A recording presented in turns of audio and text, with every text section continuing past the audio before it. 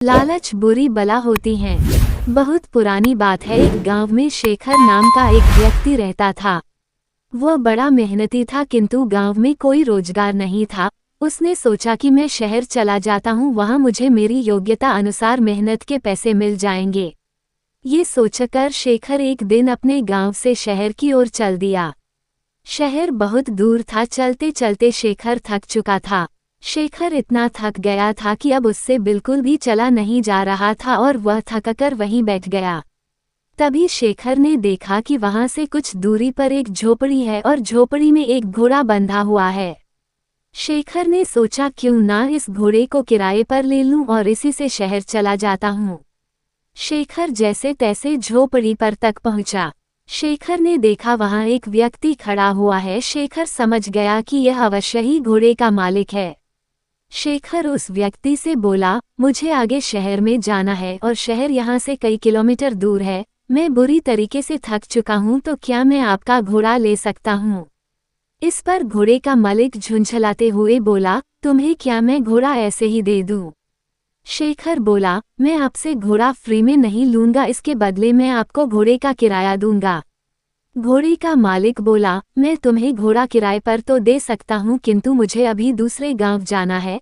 अगर तुम मुझे उस गांव तक छोड़ दो तो मैं ये घोड़ा तुम्हें किराए पर दे सकता हूँ। उद्धरण चिन्ह। शेखर झट से तैयार हो गया। शेखर घोड़े पर आगे बैठ गया और घोड़े का मालिक पीछे।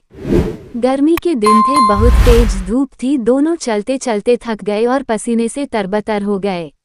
शेखर बोला, बहुत तेज गर्मी है और थकान भी बहुत हो रही है, कहीं थोड़ी देर आराम कर लिया जाए।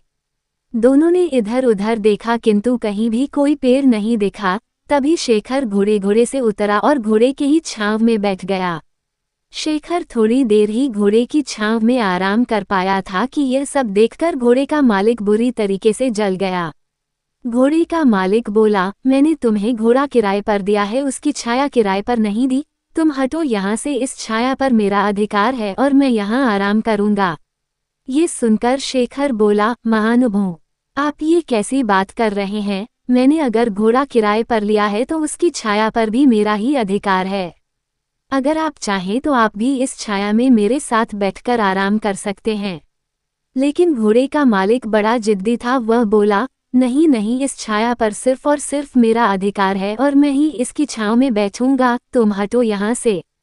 इतनी छोटी सी बात पर दोनों में जोर जोर से बहस होने लगी और बात तू मैं से हाथापाई पर आ गई। दोनों एक दूसरे से झगड़ने लगे और एक दूसरे पर लात घुसे बरसाने लगे। सुनसान जंगल में उनके बीच बचाव करने वाला भी कोई नहीं था। दोनों की लड़ाई देखकर घोड़ा भड़क गया और वहां से भाग गया। थोड़ी देर बाद जब घोड़े के मालिक ने घोड़े को देखा तो वह कहीं दिखलाई नहीं दिया। ये देखकर घोड़े का मालिक बोला, अरे मेरा घोड़ा कहाँ चला गया? वह तो अभी नया है। उसने ठीक से घर भी नहीं देखा, पता नहीं वह कहाँ गया और अब मैं उसे कैसे ढूंढूं? तभी शेखर बोला, अच्छा हुआ, तुम जैसे लोगों के साथ ऐसा ही होना चाहिए।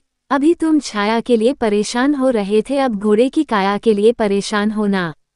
घोड़े के मालिक को अपनी गलती का एहसास हुआ और अपना माथा पीट कर हाय तौबा करते हुए बैठ गया और बोला, मेरे थोड़े से लालच से मेरा कितना बड़ा नुकसान हो गया, मुझे अपनी करनी का फल मिल गया। घोड़े की छाया के लोभ के कारण घोड़े की काया से भी हाथ धो बैठा। शिक्षा। इस कहानी से हमें शिक्षा मिलती है कि लालच बुरी बला है और कभी कभी छोटे से लोभ के कारण बड़ा नुकसान उठाना पड़ सकता है।